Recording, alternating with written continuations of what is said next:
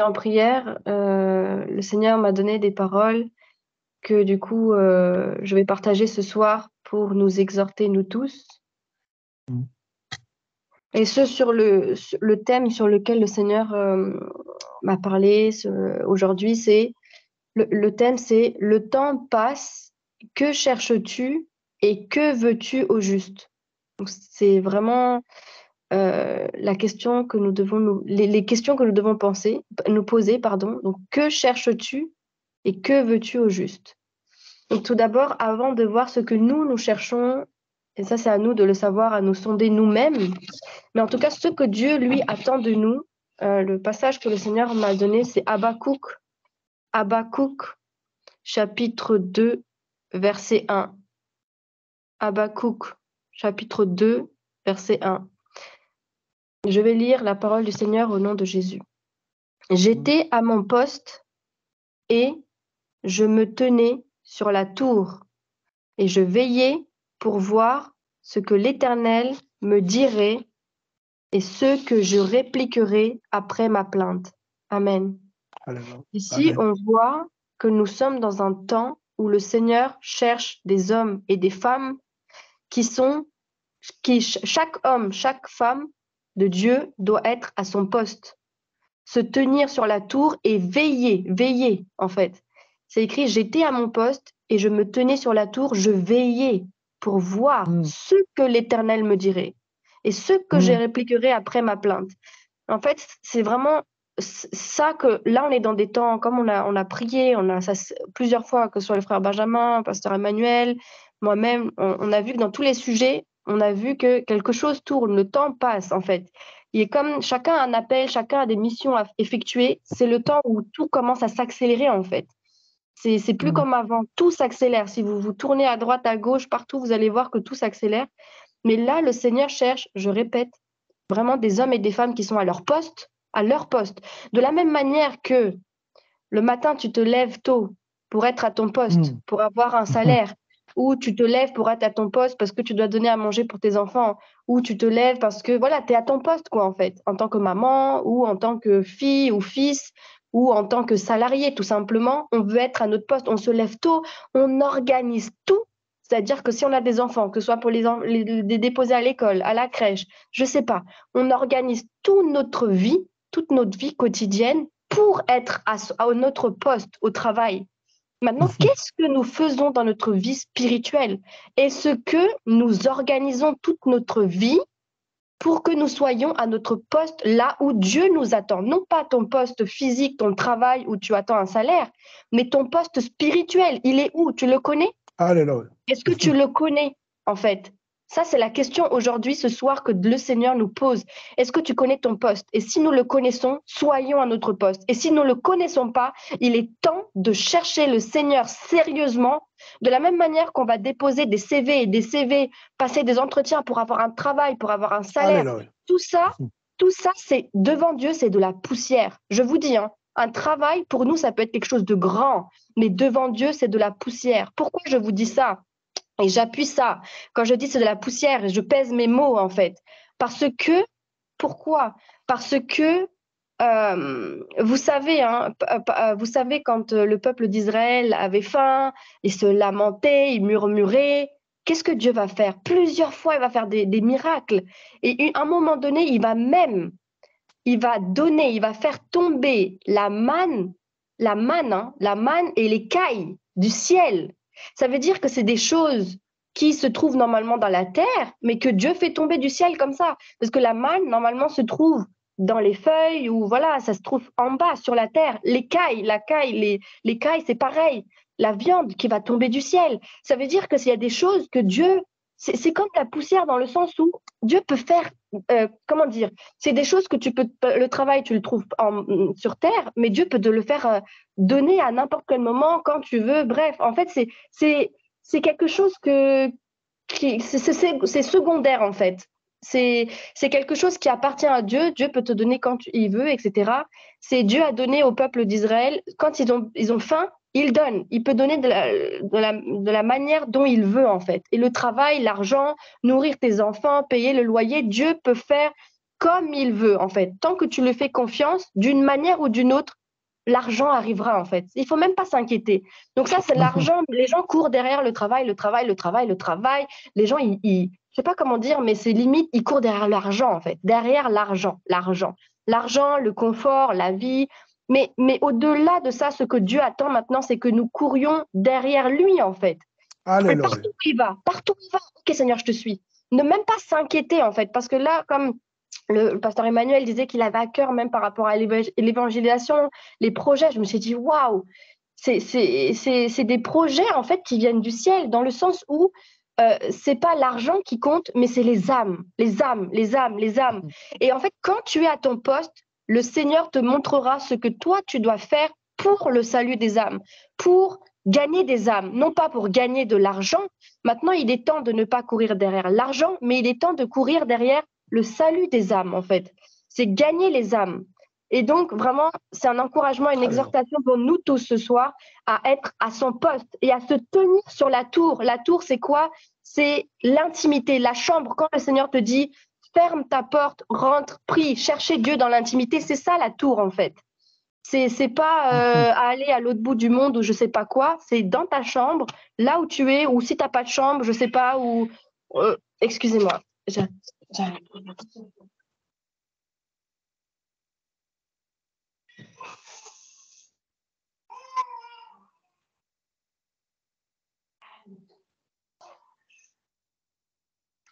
suis là.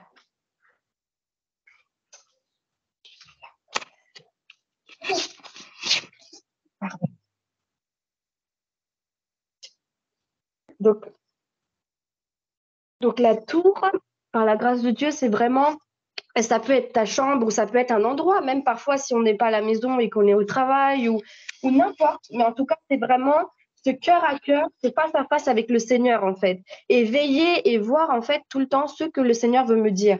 Et des fois, le Seigneur, il a des choses à nous dire, que ce soit dans notre vie spirituelle, mais dans la vie de tous les jours, il a des choses à nous dire. Et vraiment, il faut être à l'écoute. Et le deuxième passage que j'ai reçu par la grâce de Dieu, c'est, non, deuxième verset, c'est Michée, chapitre 6, verset 8. Michée, chapitre 6, verset 8. Michée, chapitre 6, verset 8. Je lis la parole du Seigneur au nom de Jésus. On t'a fait connaître, ô homme, ce qui est bien et ce que l'Éternel demande de toi. Donc là, ce soir, ce que l'Éternel demande de nous, c'est ça. Donc on t'a fait connaître, ô homme, ce qui est bien et ce que l'Éternel demande de toi. Premièrement, c'est que tu pratiques la justice. 2, que tu aimes la miséricorde. Et 3, que tu marches humblement avec ton Dieu. Amen. Donc le Seigneur, c'est ça qu'il attend aussi de nous. Donc comme on a vu dans Habakkuk 2, verset 1, être à son poste, ça c'est la base, la priorité. Et aussi, donc Michée 6, 8, le Seigneur demande de nous de pratiquer la justice dans tous les détails, dans tout ce que tu peux traverser dans ta vie. Pratiquons la justice, cherchons la justice. Et la parole de Dieu dit que c'est pas la colère de l'homme n'accomplira pas la justice de Dieu. C'est pas notre colère ou notre vengeance, non, c'est la justice de Dieu en fait. Pratiquer la justice. Parce que la parole de Dieu dit aussi dans, je ne sais plus le verset, mais il dit cherchez d'abord le royaume et la justice de Dieu en fait.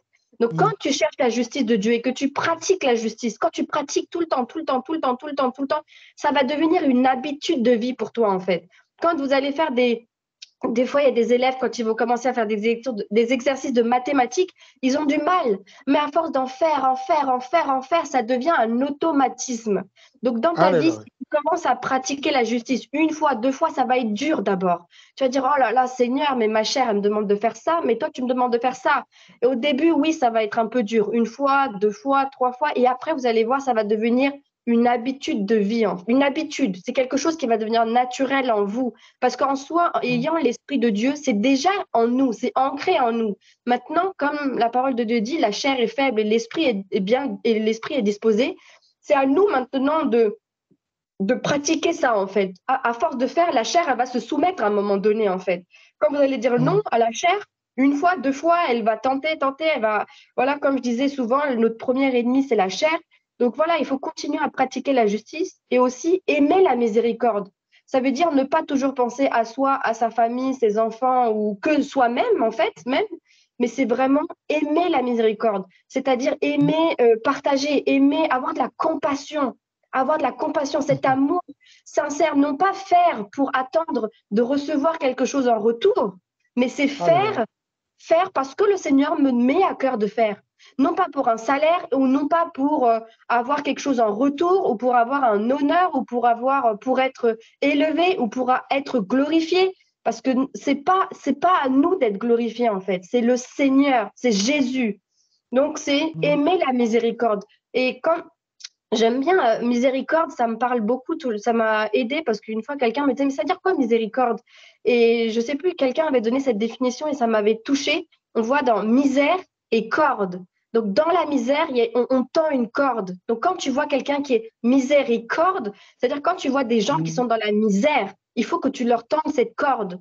Peut-être que financièrement, tu peux pas, mais que ce soit la prière ou même un soutien, ça soit un Alléluia. soutien enfin pas émotionnel, mais un soutien physique ou un soutien financier, n'importe. Il faut tendre cette corde pour les gens qui sont dans la misère.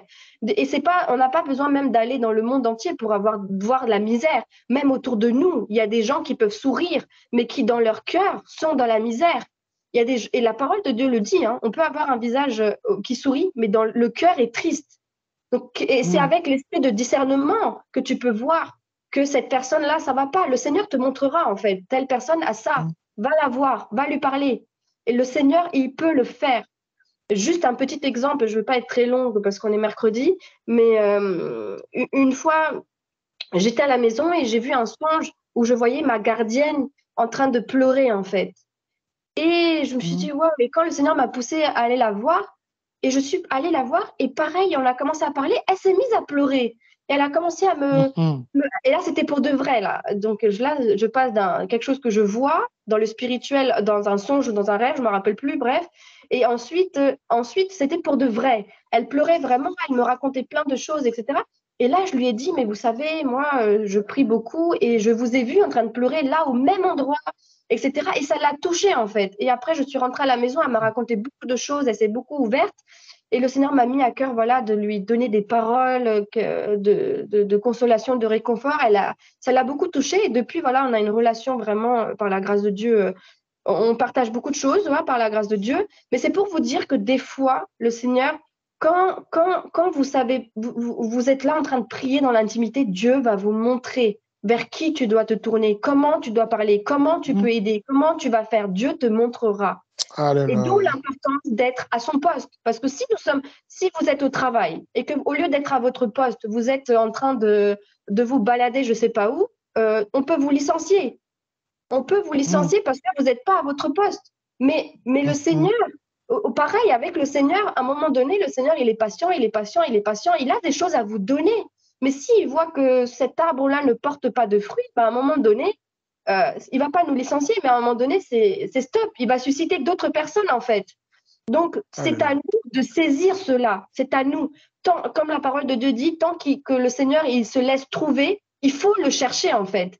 Parce que quand ces Mhm. temps-là seront finis, parce que nous sommes dans les temps de la fin, quand ça sera fini, on pourra pleurer, on pourra rien faire. Ça sera fini. Donc, c'est maintenant, c'est vraiment maintenant d'être vraiment à l'écoute du Seigneur. Et troisièmement, de marcher humblement. Parce que quand tu seras à ton poste, tu verras que le Seigneur va se révéler à toi puissamment. Il va te parler, il va faire des choses, vraiment des choses surnaturelles en fait, que tu ne penses même pas et que tu Mm. n'imagines même pas. Mais ce que Dieu demande, c'est de marcher humblement, pas humblement tout seul. Il dit, marche humblement avec ton Dieu. Ça veut dire que c'est important de marcher avec Dieu tous les jours et humblement. Parce que plus Mm. tu vas rentrer dans l'intimité avec le Seigneur, plus le Seigneur va t'élever. Et quand il va commencer à t'élever, il ne faut pas tomber dans l'orgueil ou être dans... Voilà, il faut vraiment marcher humblement. C'est ce que Dieu veut Mm. maintenant. Et, et aussi... et donc ça, c'est super important.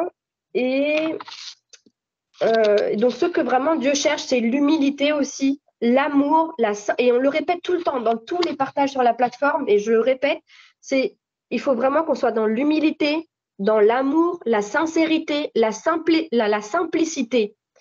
Et plus vous allez être dedans, plus on va s'accrocher au Seigneur, être à son poste, attendre, veiller à qu'est-ce que le Seigneur va me dire, qu'est-ce qu'il a à me dire. Quand un chef, un patron parle, il dit fais ci, fais ça, mais tout le monde va le faire parce que c'est le chef, tout simplement.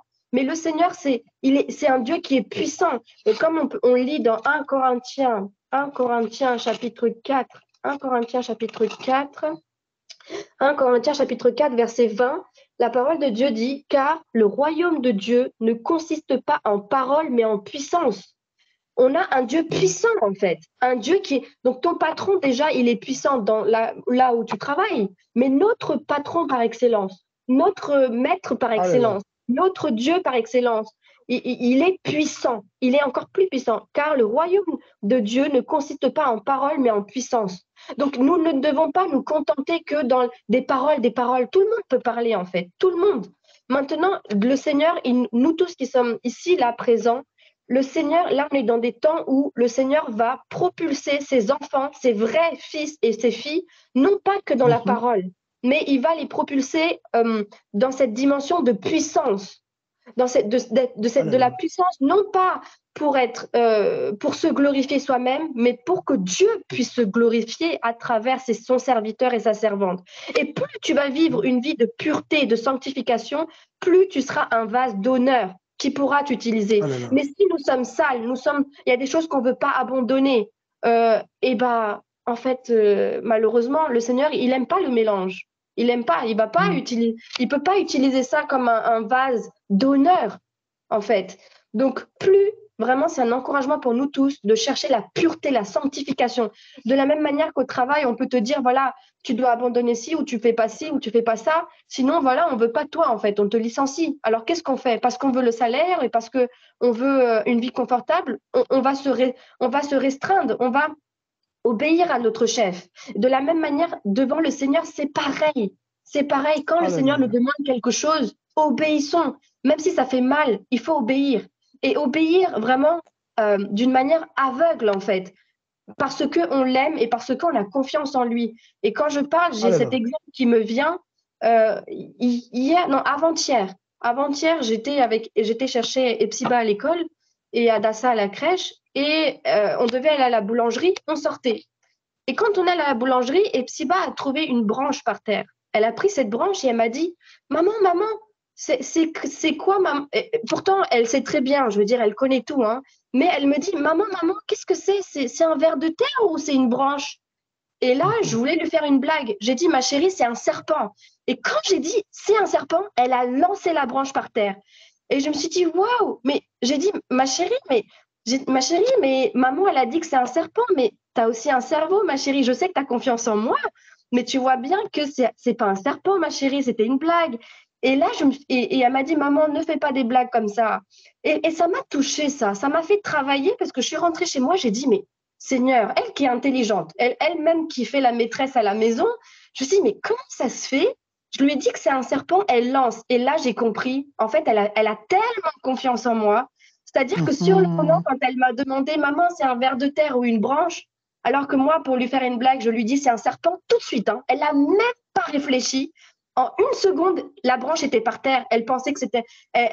parce que c'est même pas parce qu'elle pensait avoir un serpent dans les mains, mais c'est parce qu'elle a tellement confiance en moi et qu'elle sait que maman ne ment pas, que maman, tout ce qu'elle dit, c'est vrai. Parce que depuis qu'elle est née, elle voit que tout ce que je dis, c'est vrai. Elle a même pas réfléchi. Ça veut dire que Dieu... Pourquoi je vous donne cette illustration, non pas pour parler de moi, mais pour vous dire que Dieu attend cette profondeur dans la confiance que nous avons en lui. C'est-à-dire que Dieu te dira que c'est ça. Réfléchis même pas. Il faut même pas rentrer dans la réflexion de c'est un serpent, c'est qu'est-ce que c'est? Mais Seigneur, non, comment je vais faire? Mais si on me tue, qu'est-ce qu'on va faire? Mais si on vient m'arrêter, qu'est-ce qui va... Non, en fait, si Dieu te dit parle. Si Dieu te dit va évangéliser. Point final, en fait. Juste aller avec la confiance. Parce que mon papa ne va pas me laisser faire quelque chose qui est au-delà de mes forces. Mon papa, voilà, c'est lui qui nous a créés, en fait. Et c'est ça qui est important parce que, je le répète, notre Dieu est puissant. Notre Dieu est puissant. Et 1 Corinthiens 2, verset 4 dit aussi Moi-même, voilà. Et, pardon. Car moi-même, j'étais. Donc, non, versets 3, 4 et versets 3, 4, 5. Moi-même, j'étais auprès de vous dans un état de faiblesse, de crainte et de grand tremblement. Et ma parole et ma prédication ne reposaient pas sur les discours persuasifs de la sagesse, mais sur une démonstration d'esprit et de puissance, afin que votre foi soit fondée non sur la sagesse des hommes, mais sur la puissance de Dieu. Ça veut dire que là, on doit rentrer dans cette dimension-là où il faut plus être dans l'intelligence, la réflexion, tout ça là, c'est fini. Il faut mettre tout ça de côté et faire confiance au Seigneur et rentrer dans les œuvres que Dieu a préparées d'avance, avant la fondation du monde, et rentrer dans la puissance de Dieu. Parce que Dieu, là, maintenant, va déverser une puissance que je sais même pas, qu'on n'a même pas vue, en fait. Là, on est en train de rentrer dans quelque chose de, comme on parle de, oui, le monde est rentré dans l'ère du numérique, dans l'ère voilà, de la science, etc. Oui, le monde avance, mais spirituellement, là, on est en train de passer à une autre dimension. Et vraiment, il faut être à l'écoute, à l'écoute. Et je voudrais terminer par ces paroles aussi que le Seigneur m'a données, c'est le Seigneur vraiment, comment dire, il me donnait cette parole-là en disant en fait, que si nous calculons, parce que là, c'est un temps où il est temps de se remettre en question, et je vais terminer par là. En fait, c'est-à-dire qu'il est temps de se sonder soi-même et calculer, par exemple, le temps que nous passons, sur notre téléphone, l'ordinateur, la télévision, les réseaux sociaux.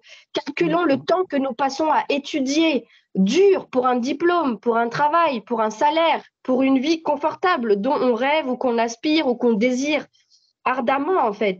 Calculons le temps que tu utilises soi-disant pour te reposer, ou calcule le temps que tu utilises pour manger, pour nourrir pour nourrir ton corps, pardon.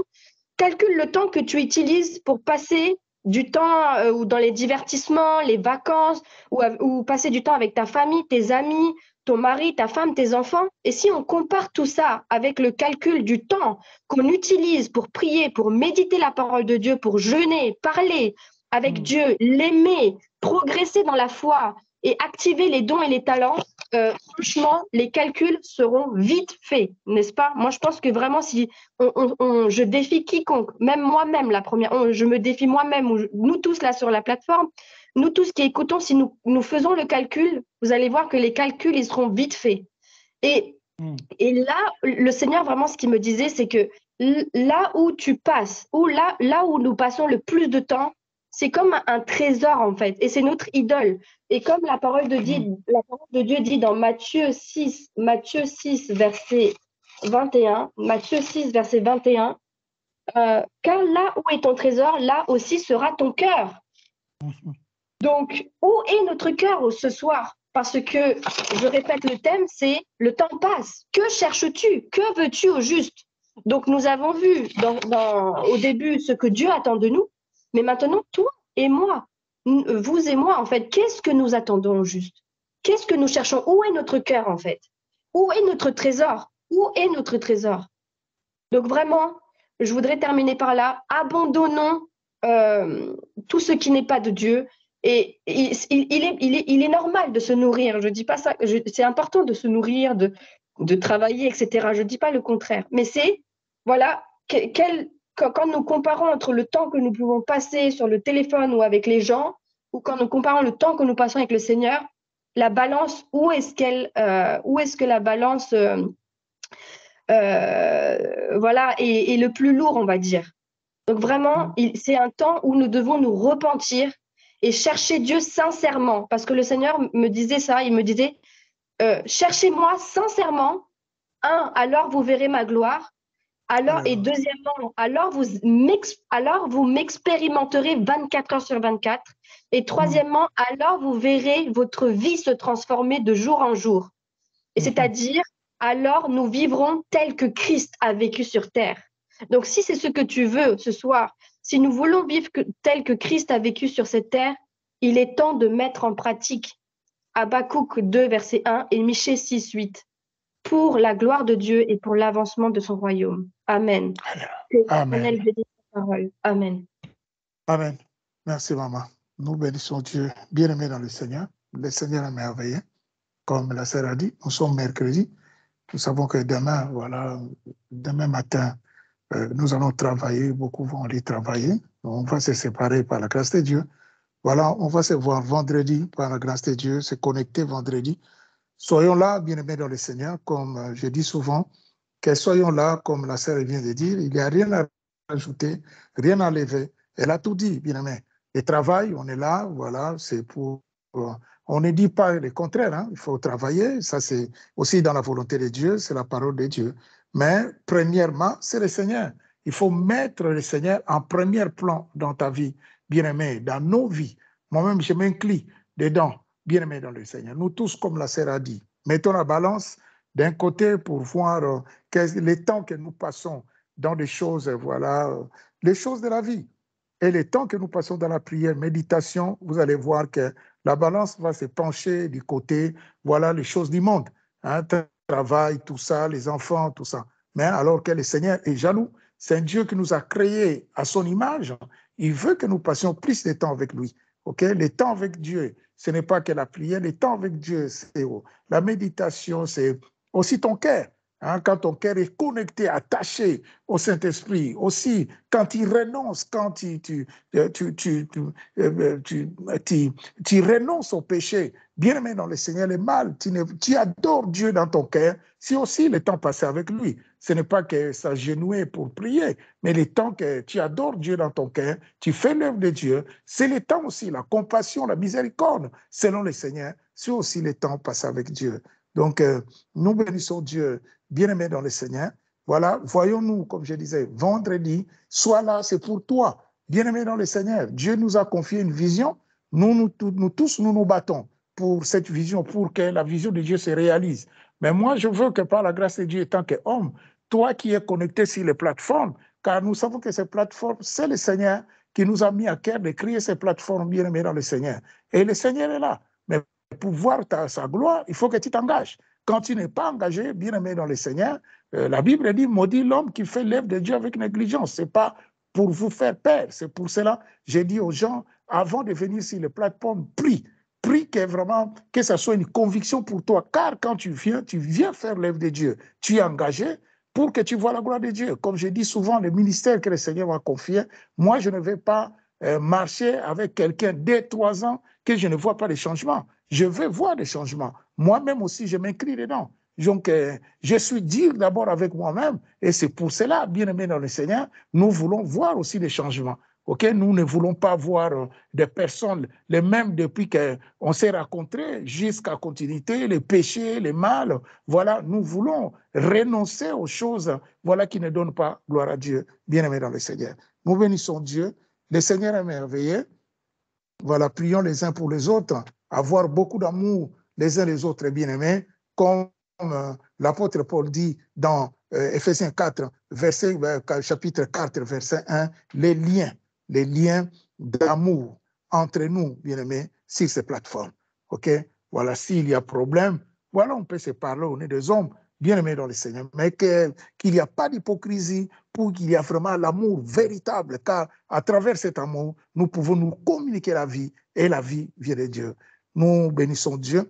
Le Seigneur est merveilleux, bien-aimé dans le Seigneur. Voilà, on va se voir vendredi, par la grâce de Dieu, 21h30. Que Dieu soit béni. Nous allons prier, bien-aimé dans le Seigneur, pour abandonner ce moment, pour nous abandonner entre les mains de Dieu, pour la continuité cette soirée. Comme on dit souvent, dormir, se réveiller, ce n'est pas une habitude, ce n'est qu'une grâce que le Seigneur nous accorde. On va dormir, ce n'est que la volonté de Dieu qui fera que demain matin, que nous soyons encore respirer et vivre la vie, faire ce que nous avons prévu de faire demain. Nous bénissons Dieu. Alléluia. Merci Dieu de gloire, Seigneur mon Dieu. Merci Papa. Merci mon Dieu. Merci Dieu de gloire. Nous bénissons Dieu. Le Seigneur est merveilleux. Je vais demander si, voilà, Maman Yolanda, elle est là, elle peut prier par la grâce de Dieu pour ce soir. Amen. Merci Seigneur. Merci Jésus.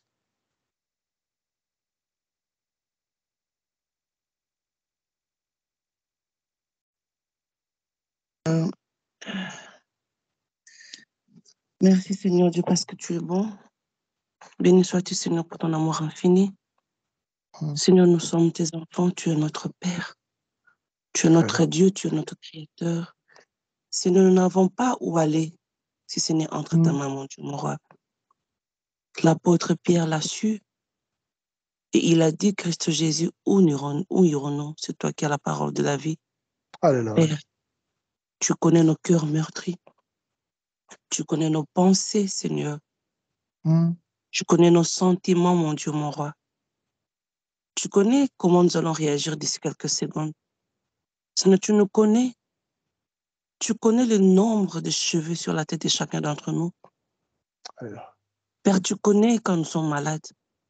Seigneur, tu connais quand nous avons des problèmes et que nous ne savons pas comment résoudre. Seigneur, tu connais quand nous sommes contents, Seigneur. Tu connais quand nous avons des succès, mon Dieu, mon roi. Et tu connais nos faiblesses, tu connais nos limites. Tu connais, ô Père éternel, Dieu de gloire, nos incapacités, nos imperfections, Seigneur. Tu connais, Dieu de gloire. À qui irons-nous? À qui irons-nous, Seigneur? C'est toi qui as la parole de la vie. Père éternel, nous avons vraiment besoin de toi. Nous avons besoin de toi, Seigneur. Quand notre esprit, Seigneur, veut s'approcher de toi et nos corps demandent autre chose, Seigneur, tu sais. Mon Dieu, moi, quand nous sommes fidèles à toi, Seigneur, tu sais. Et quand nous sommes négligents, Seigneur, tu sais. Oh Dieu, à qui irons-nous, papa? Dieu de gloire, quand les hommes crient qu'il y a des maladies incurables, mon Dieu, mon roi, tu tends ta main et tu guéris. Oh Dieu de gloire, à qui irons-nous, mon Dieu, mon roi? Seigneur, quand nous dormons, l'ennemi fait ce qu'il fait, utilise des gens pour venir, oh Père, nous attaquer. Toi qui ne dors ni ne sommeil, gardien d'Israël, tu nous gardes, tu nous protèges. Seigneur, quand nous dormons avec nos enfants, avec nos maris, avec nos pères, avec nos mamans, avec nos frères et sœurs, avec nos femmes, Seigneur Dieu de gloire, et nous oublions même nos noms, nous oublions là où nous avons mis la tête, parce qu'en dormant, Seigneur Dieu de gloire, nous oublions tout, nos richesses, notre pauvreté, Seigneur, nous oublions.